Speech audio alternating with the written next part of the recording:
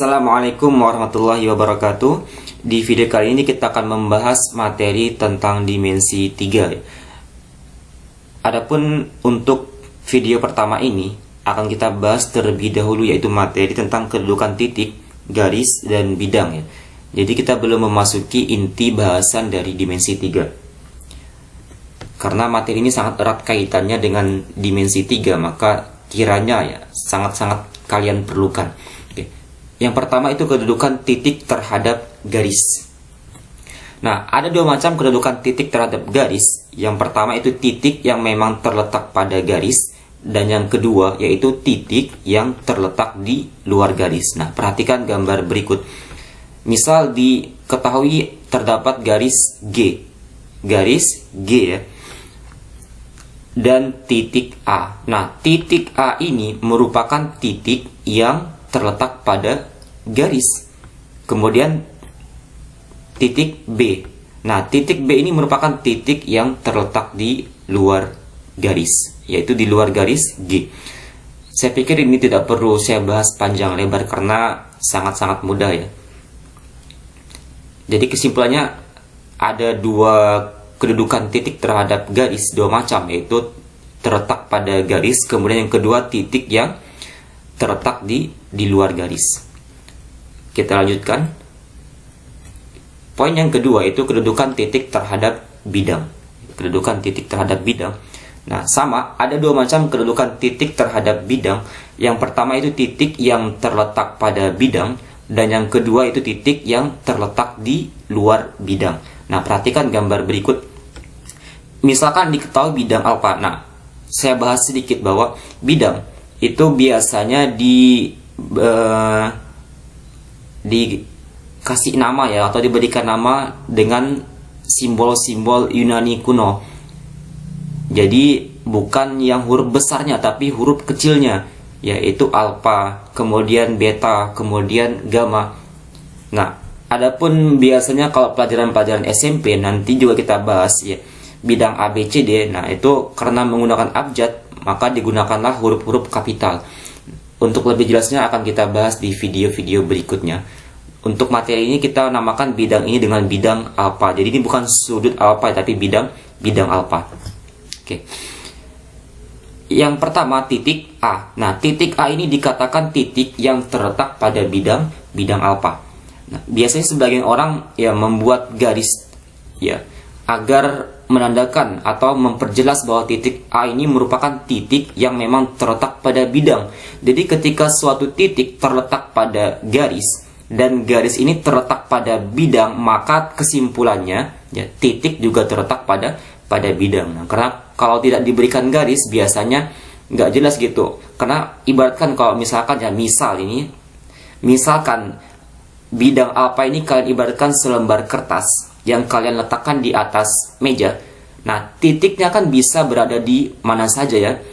Nah, untuk memperjelas bahwa memang titik ini berada di bidang, maka diberikanlah garis ya.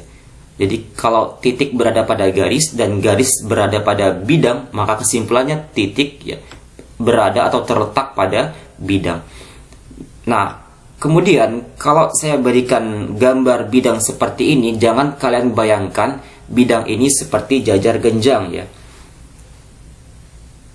Jangan dibayangkan bidang ini seperti jajar genjang. Jadi kita menggambar pada bidang datar yaitu biasanya sangat-sangat sulit ya, apalagi kita membahas dimensi 3. Jadi bayangkan bidang ini adalah persegi panjang ya. Persegi panjang yang terletak, misalkan kalau kalian meletakkan buku di atas meja, nah kayak gitulah kira-kira gambar dari bidang ini. Jadi jangan bayangkan ini bidang jajar genjang ya, tapi bayangkan kalau kalian meletakkan selembar kertas atau sebuah buku yang berada di atas meja. Jadi bidangnya persegi panjang ya. Oke, lanjut ke bahasan, yaitu titik A tadi. Nah, titik B merupakan titik yang terletak di luar bidang alfa. Nah, saya pikir juga tidak perlu saya bahas panjang lebar ya, karena ini sangat-sangat jelas. Apalagi saya menyimpan titiknya di benar-benar di luar bidangnya. Lanjut poin yang ketiga itu kedudukan garis terhadap garis lainnya.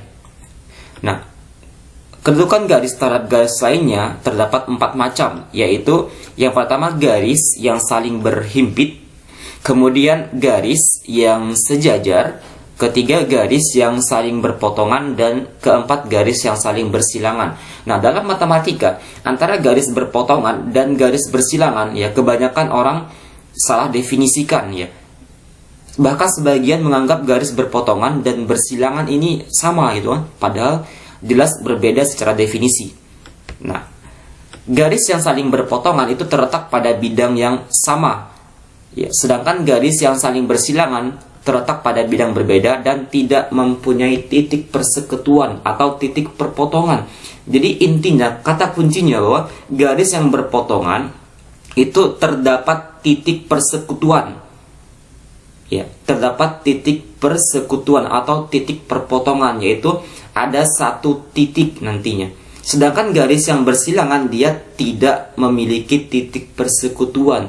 Jadi kalau dibilang garis bersilangan, jangan kalian bayangkan kalian sedang menilang seperti huruf X ya.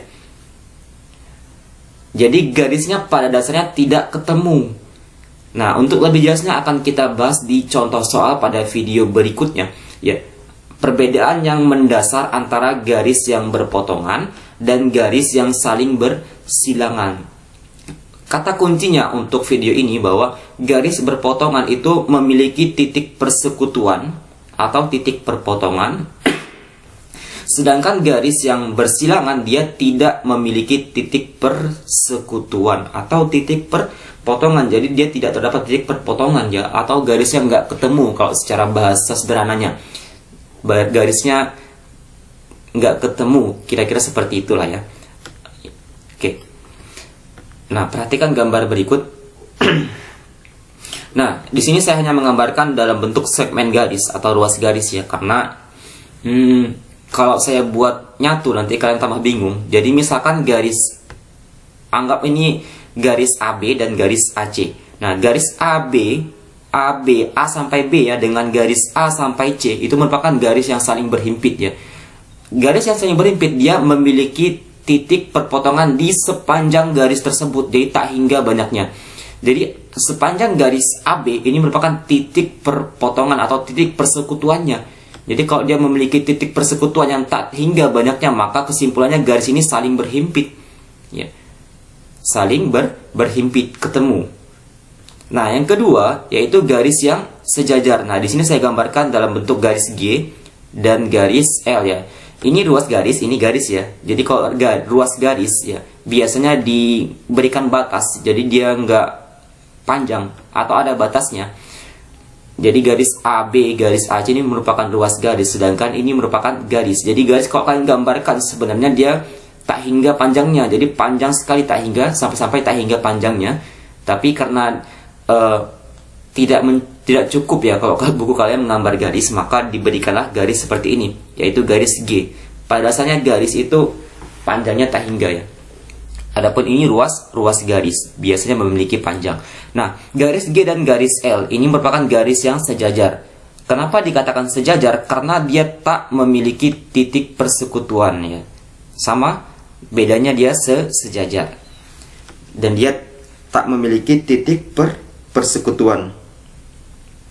Oke, poin yang ketiga yaitu garis yang berpotongan. Nah, misalkan di sini terdapat garis G dan garis L. Nah,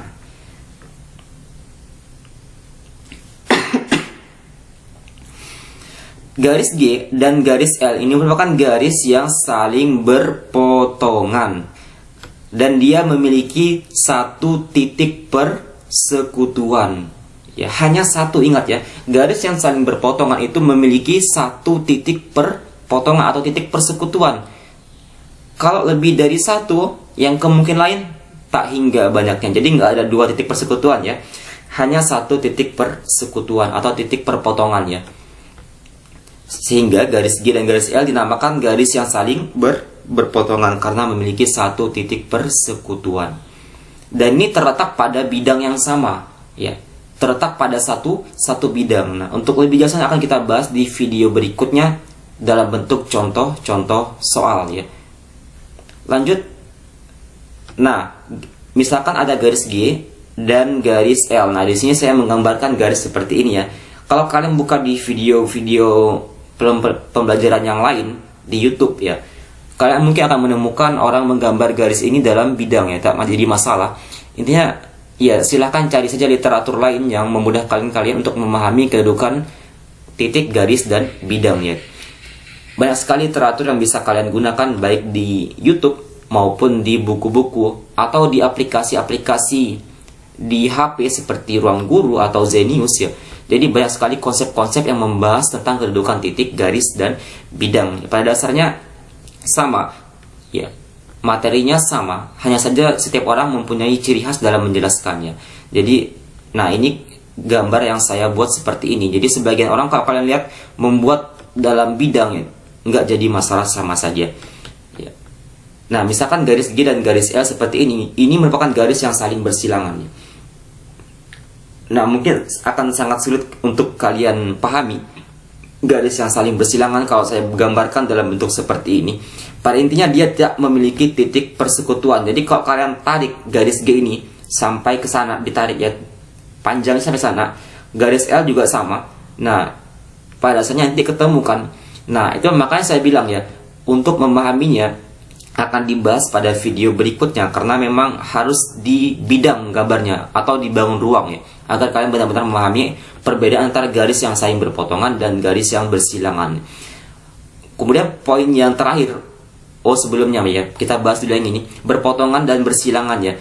Ini terletak pada satu bidang, kemudian ini terletak pada ya tidak pada satu bidang. Jadi bidangnya berbeda, yaitu bidang garis G terdapat pada bidang yang lain dan garis L juga terletak pada bidang yang lain, makanya dia bersilangan.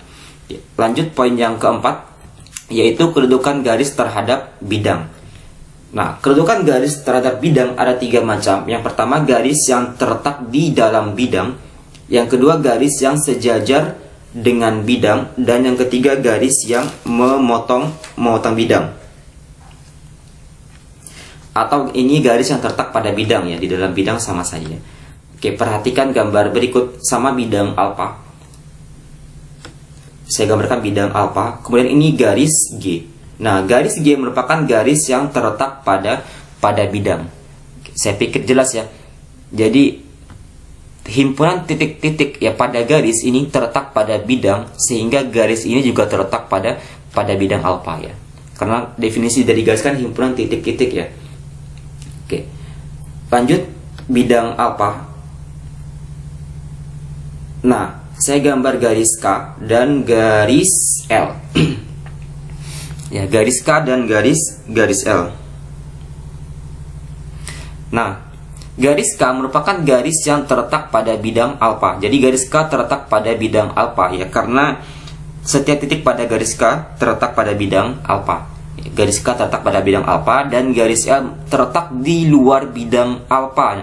Nah, karena garis K sejajar dengan garis L ya, garis K sejajar dengan garis L, maka kesimpulannya garis L sejajar dengan bidang alfa ya. Nah, sebagian orang kadang membuatnya bukan dalam gambar seperti ini ya. Kalau ini kan dia menarik kesimpulan dari garis K di sini, karena garis K sejajar dengan garis L dan garis K terdapat pada bidang alfa, maka kesimpulannya garis L sejajar pada bidang alfa. Oke, saya buat gambar yang lain mungkin lebih memudahkan kalian untuk memahaminya. Misalkan ini bidang alfa sama dan ini garis H. Nah, kalau logikanya misalkan kalian buat atau kalian letakkan selembar atau satu buah buku di atas meja ya. Anggap ini sebagai bidang atau selembar kertas. Nah, kalian angkat pen kalian sejajar dengan bidang, maka itulah garis yang sejajar dengan bidang. Lagi-lagi ya, ini anggap selembar kertas atau buku yang kalian letakkan di atas meja. Jadi ini bukan jajar genjang ya. Jadi bayangkan ini sebuah kertas yang kalian letakkan di atas meja dan ini pen misal ya. Nah, kalian angkat pen kalian sejajar dengan kertas. Nah, itulah ya. Jadi kalau dalam matematika, garis yang sejajar dengan bidang ya, seperti itu ya. Oke, lanjut yang ketiga, yaitu garis yang memotong bidang. Nah, misal terdapat garis H. Nah, garis H merupakan garis yang memotong bidang ya. Misalkan kita tambahkan garis K dan garis L agar lebih mudah untuk dilihat. Nah, dan terdapat satu titik perpotongan. Nah, garis H merupakan garis yang memotong ya, atau menembus bidang alfa.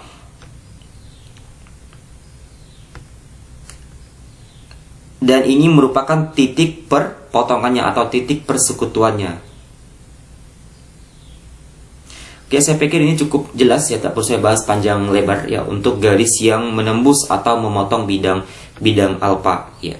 Dan dia memiliki satu titik perpotongan. Oke. Lanjut ke poin yang terakhir yaitu nomor 5, kedudukan bidang terhadap bidang lainnya. Nah, kedudukan bidang terhadap bidang lainnya ada 3 macam, yaitu yang pertama bidang yang saling berimpit, yang kedua bidang yang sejajar, dan yang ketiga bidang yang saling berpotongan. Nah, untuk bidang yang saling berimpit, gambarnya ya kayak gini gitu. Jadi ini ada 2 bidang, yaitu bidang alfa dan bidang beta. Jadi kalau kalian gambarkan pakai kertas nggak bisa ya,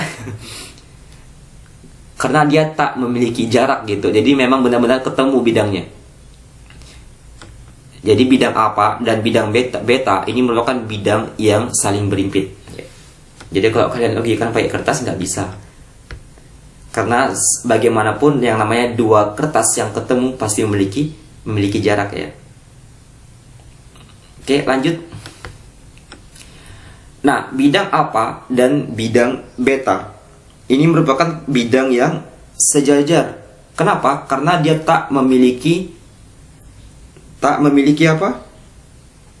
Tidak memiliki garis persekutuan. Beda dengan bidang yang saling berimpit ya. Garis persekutuannya ya di sepanjang atau di ya seluas bidang ini. Nah, kalau garis yang sejajar dia tak memiliki garis persekutuan. Beda ya, kita bukan bilang titik sekarang tapi garis persekutuan ya. Jadi bidang alfa sama bidang beta ini merupakan bidang yang sejajar karena tak memiliki garis persekutuan. Nah, kalau ini bisa kita logikakan. Nah, ibaratkan kalian meletakkan sebuah buku di atas meja, kemudian kalian angkat buku lainnya, ya ambil 2 buah buku, satu letak di atas meja, yang satu lagi kalian angkat sejajar dengan buku yang di bawah. Nah, itulah merupakan bidang yang saling sejajar ya, bidang yang sejajar. Jadi ibaratkan buku yang kalian letak dan buku yang kalian angkat, nah seperti itu bidang yang sejajar. Oke, yang terakhir yaitu bidang yang saling berpotongan. Nah, dia memiliki garis persekutuan ya, garis persekutuan. Yaitu di sini saya gambarkan sebagai garis B. Ini bidang alfa, ini bidang beta. Jadi bidang alfa memotong bidang beta dan memiliki garis persekutuan yaitu garis G. Sehingga bidang ini dikatakan memotong karena terdapat garis persekutuan, satu garis persekutuan. Ingat, memotong artinya hanya satu garis persekutuan. Kalau dalam garis kan terdapat satu titik persekutuan atau titik perpotongan. Ya sama ya, persekutuan, perpotongan. Kalau dalam bidang disebut garis persekutuan dan dia nggak mungkin lebih dari satu ya. Kemungkinan lainnya tak hingga banyaknya yaitu berimpit ya. Kemungkinan kedua hanya satu yaitu berpotongan. Yang ketiga yaitu sejajar ya. Oke, demikian untuk video pembelajaran kali ini ya. Untuk lebih jelasnya akan kita bahas pada contoh-contoh soal di video berikutnya ya. Karena ini memang harus dibahas dalam dimensi 3 dalam bangun ruang sehingga kalian bisa benar-benar memahami konsep yang kita bahas pada video ini. Demikian untuk video ini, semoga bermanfaat. Assalamualaikum warahmatullahi wabarakatuh.